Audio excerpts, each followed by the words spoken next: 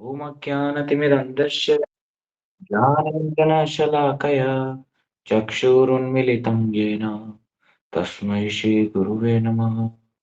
श्रीचैतन्यमनोभीष्टं स्थापितं येन भूतले स्वयं रूप कदा मह्यं ददाति स्वपदान्तिकम्। नमो विष्णुपादाय कृष्णप्रेष्ठाय भूतले श्रीमते गोपालकृष्ण गोस्वामिनीति नामिने। प्रभुपादस्य साहित्यं यः प्रकाशवितरेय च प्रचारं कृतवान् साधु भगवत्पदाय ते नमः। वाञ्छाकल्पतरुभयश्च कृपासिन्धुभयैव च पतितानां पावनेभ्यो वैष्णवेभ्यो नमो नमः। श्रीकृष्ण चैतन्य प्रभु नित्यानंद श्री अद्वैत गदाधर श्रीवासादि गौर भक्तवृंद। हरे कृष्ण कृष्ण कृष्ण हरे हरे, हरे राम राम राम हरे हरे। नमो विष्णुपादाय कृष्ण पृष्ठाय भूतले श्रीमते भक्ति वेदांत स्वामिनिति नामिने। नमस्ते सारस्वती देवी गौरवाणी प्रचारिणे निर्विशेष शून्यवादी पाश्चात देश तारिणे। हरे कृष्णा। दंडवत प्रणाम आप सभी वैष्णवों के श्री चरणों में। मेरा कोई योग्यता नहीं है कि गुरु महाराज के लिए, जो कि करुणा के सागर हैं, उनके बारे में मैं कुछ कह पाऊं।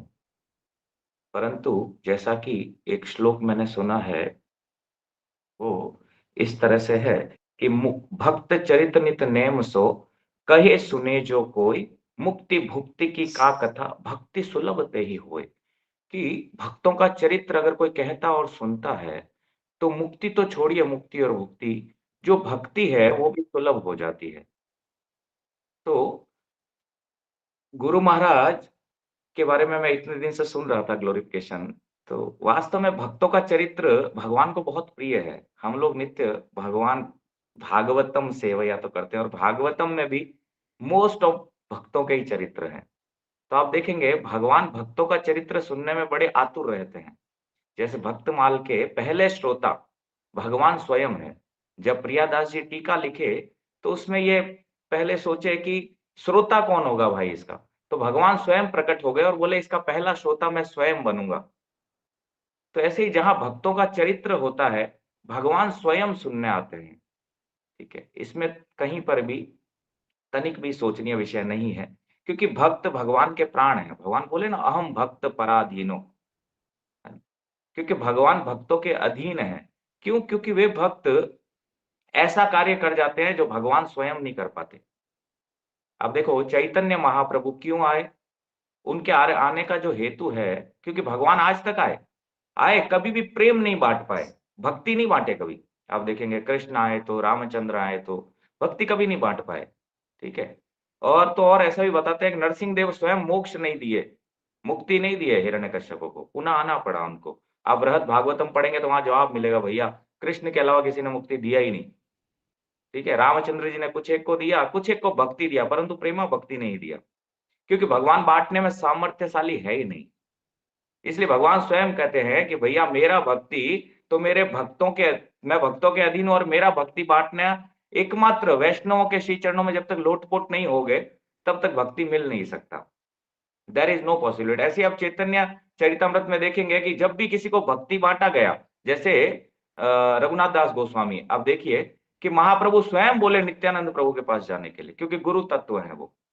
तो बिना वैष्णवों की कृपा के भक्ति मिल नहीं सकता। देयर इज नो पॉसिबिलिटी कि उनके बिना भक्ति मिलेगा। तो आप सोचिए, वो भक्ति अगर कोई बांटने आ रहे हैं तो कितने महान है। और स्वयं कृष्ण को चैतन्य महाप्रभु के रूप में भक्ति बांटना था, प्रेम बांटना था। तो राधा रानी का आप देखिए, राधा रानी स्वयं आई है एक तरह से अगर बात की जाए। ठीक है, राधा रानी का भाव लेके आए, अंग कांति लेके आए। क्यों लाना पड़ा भाई? चुरा के लाना पड़ा वो भी। क्यों? क्योंकि इस अवतार में प्रेम बांटना था। वो तो कृष्ण के बस का है नहीं। वो तो सुदर्शन उठा लेंगे। हम देखे जगाई मदाई में भी सुदर्शन उठा लिए। तब नित्यानंद प्रभु चरण पकड़ के बोले, अरे भैया ये अवतार मारने के लिए नहीं हुआ, किस किस को मारोगे, है ना। तो जब ऐसी भक्ति जो बांटे, आप सोचिए तो वो कितने महान होंगे। जैसे गोपियां बोली है, तव कथामृतम तप्त जीवनम कवि भीड़ितम कल्मशापहम। ठीक है, कि जो आपकी कथाओं का अमृत बांटते हैं, ठीक है, भूरिदा जना, वे वास्तव में दुर्लभ है। क्यों है दुर्लभ? ठीक है, तो गुरु महाराज के बारे में मैं सुन रहा था कि जिस तरह गुरु महाराज पाकिस्तान में, रशिया में प्रचार किए।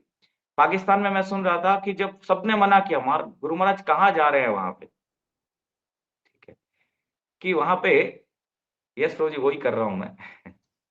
ठीक है, तो बोले वहां पे तो जाना ठीक नहीं है, क्योंकि ना तो कोई भक्त है। परंतु गुरु महाराज बताते हैं कि पठानी सूट पहन करके और वहां प्रीचिंग के लिए गए। प्रीचिंग में गुरु महाराज लॉयन के समान थे, और गुरु महाराज कहे भी है कई लेक्चर में कि प्रचार में लॉयन के समान होना चाहिए और घर में मेमने के समान होना चाहिए।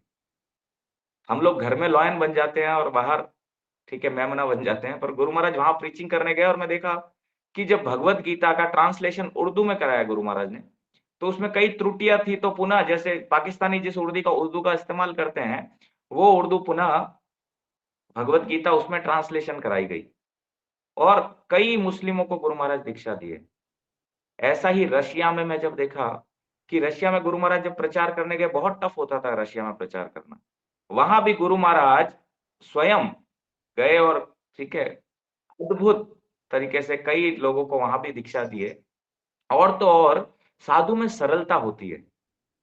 जैसे दो गुण बड़े उत्तम होते हैं, भगवान रामचंद्र भी बोले हैं कि दो गुण साधु में बड़े उत्तम होते हैं। कि पहला गुण है सरलता, जैसे कि मानस का नवा नवम भगति सम सन चलहीना, मम भरोस ही हर सन दूना। कि सरलता आ जाए, भक्ति में सरलता आती है। अगर भक्ति करते हुए सरलता नहीं आई, तो समझिए भक्ति बहुत दूर है अभी हमारे जीवन में। तो गुरु महाराज में मैं देखा सरलता का जो गुण है वो इतना अद्भुत था। और क्षमा करना, सरलता होगी वही क्षमा कर सकता है। जैसे कल मैं सुन रहा था ग्लोरिफिकेशन में कि एक व्यक्ति आए, वो इस्कॉन के बारे में बहुत कुछ बोले, बहुत बोल करके और सबके बीच में थूक के चले गए। बोले ठीक है, इस्कॉन में सब कुछ गड़बड़ है। और फिर गुरु महाराज क्या किए, उनको कुछ नहीं कहे और पूछे ये व्यक्ति कहाँ रहते हैं, एड्रेस पूछे और उनके घर चले गए गुरु महाराज। घर जाकर के दरवाजा खटखटाया, उन्होंने जब दरवाजा खोला तो गुरु महाराज दंडवत कर लिए। बोले आप क्षमा कीजिए, आप ठीक कहते हैं, ठीक है। तो क्षमा मांग लिए। वो व्यक्ति इतना ज्यादा, ठीक है, गुरु महाराज के प्रति इतना उनके मन में आया कि कि भाई कितने महान व्यक्तित्व हैं। अरे मैं तो आपको इतना कुछ बोल के आया, थूक के तक आया लोगों के बीच में, ठीक है, मुझे क्षमा मांगना चाहिए, परंतु आप किस मिट्टी के बने हैं, आप आकर के क्षमा मांग रहे हैं। तो ये तो कोई वीर ही कर सकता है, अन्यथा हर किसी के बस का नहीं है ये करना। और तो और एक जगह मैं सुन रहा था गुरु महाराज के ग्लोरिफिकेशन में कि गुरु महाराज कैसे किसी में दोष देखते ही नहीं है, दोष दर्शन ही नहीं था। हम लोग होता है दोष देखते हैं, अरे ये भक्त ऐसा, ये संप्रदाय ऐसा, ठीक है। भक्त खंडन और मंडन नहीं करता। गुरु महाराज को कभी मैंने खंडन मंडन करते हुए नहीं देखा, ठीक है। भक्ति को रखा जाएगा, ठीक, भगवान बोले हैं कि कोई भक्ति को रखेगा कि भाई ठीक है भक्ति महान है, परंतु किसी का खंडन और मंडन नहीं करेगा। गुरु महाराज जिससे भी मिले, ठीक है, उसका खंडन मंडन नहीं किए कभी। गुरु महाराज इसमें पड़े ही नहीं। और दोष दर्शन तो मैं देखा हूं कि प्रभुपाद एक बार गुरु महाराज को स्पेशली पत्र लिख के बोले कि गोपाल कृष्ण, कि तुम में कितनी सरलता है, कि वास्तव में तुम किसी भक्त का अपराध ही नहीं करते हो, और वैष्णव निंदा से तो बचते गुरु महाराज, कभी किए ही नहीं आज तक। इसीलिए प्रभुपाद प्रसन्न हुए कि तुम देखो किस तरह से वैष्णव निंदा से बचते हो। वैष्णव के प्रति गुरु महाराज कभी कुछ कहते ही नहीं। और तो और, ठीक है, कभी भी कभी सुनने में नहीं आया ऐसा। जितने ग्लोरिफिकेशन में मायापुर में भी सुना हूं, ऐसा कहीं पर भी नहीं आता। हम लोग तो कह देते हैं, चर्चा भी कर लेते हैं, परंतु गुरु महाराज के पास ये समय ही नहीं था। वो प्रचार में, अपने कार्यों में, जैसे गुरु महाराज एक माला करने में 15 मिनट लगाते थे, शुरू से, आज से नहीं, 15 मिनट में एक माला करते थे। और गायत्री करने में गुरु महाराज 45 मिनट लगाते थे फिक्स। हम लोग 5-10 मिनट में, मैं सोचता हूँ गायत्री पूरा हो जाता है, ठीक है, 8 मिनट में हमारा माला हो जाता है, परंतु गुरु महाराज और तो और चींटियों के लिए अगर वॉक भी करते थे, चींटियों के लिए भी जोर जोर से, जैसे हरिदास ठाकुर चैंटिंग करते थे वैसे चैंट करते थे गुरु महाराज। जैसे हरिदास ठाकुर सोचते थे कोई भी जीव का कल्याण किस तरह से हो, तो ऐसे ही गुरु महाराज जीवों के कल्याण के लिए हमेशा आतुर रहते थे कि जीवों का कल्याण कैसे हो। तो एक वास्तव में जो करुणा होनी चाहिए एक वैष्णव में, गुरु महाराज वास्तव में साक्षात मूर्ति थे उनके। कि करुणा, सरलता, ठीक है, जीवों के प्रति दया, वो वास्तव में बड़ी अद्भुत थी। एक और मैं सुना कि गुरु महाराज एक अकाउंटेंट थे दिल्ली में, अकाउंट्स का कार्य करते थे वो। तो मंदिर में वो क्या अकाउंट्स का कार्य करने में काफी चोरियां करने लगे। तो मंदिर में सब लोग देखते हैं तो गुरु महाराज के पास कंप्लेन लेके गए, बोले गुरु महाराज ये बहुत चोरी करते हैं अकाउंट्स में।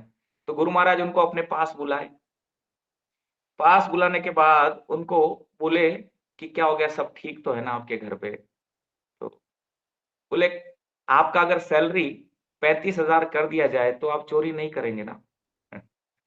बोले मैं समझता हूँ आपके घर में समस्या होगी तभी आप ऐसा कर रहे हैं, कोई बात नहीं, आज से इनका सैलरी जो है वो 35,000 कर लो। ठीक है। तो ये है गुरु महाराज, दोष देखते ही नहीं है। कोई और होता तो शायद कहता अरे निकालो इसको। तो मैं सुन रहा था गौर के भक्त कैसे होते हैं, कि वास्तव में रामचंद्र जी के भक्त अगर कोई होंगे तो मर्यादा पुरुषोत्तम होंगे। किसी ने अगर अपराध किया तो रामचंद्र जी के भक्त क्या करेंगे, उसको लटका देंगे, भैया गड़बड़ किया तूने। ठीक है।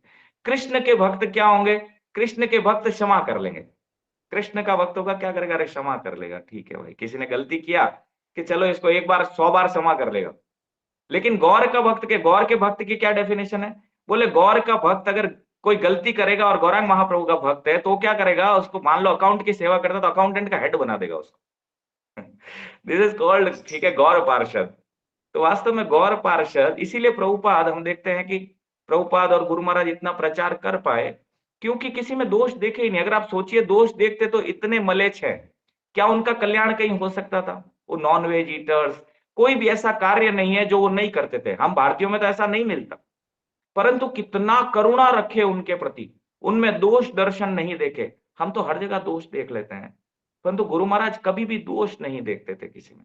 तो दोष नहीं देखे और प्रेम बांट पाए, इसीलिए इतना प्रचार कार्य कर पाए गुरु महाराज, अन्यथा ये करना असंभव था।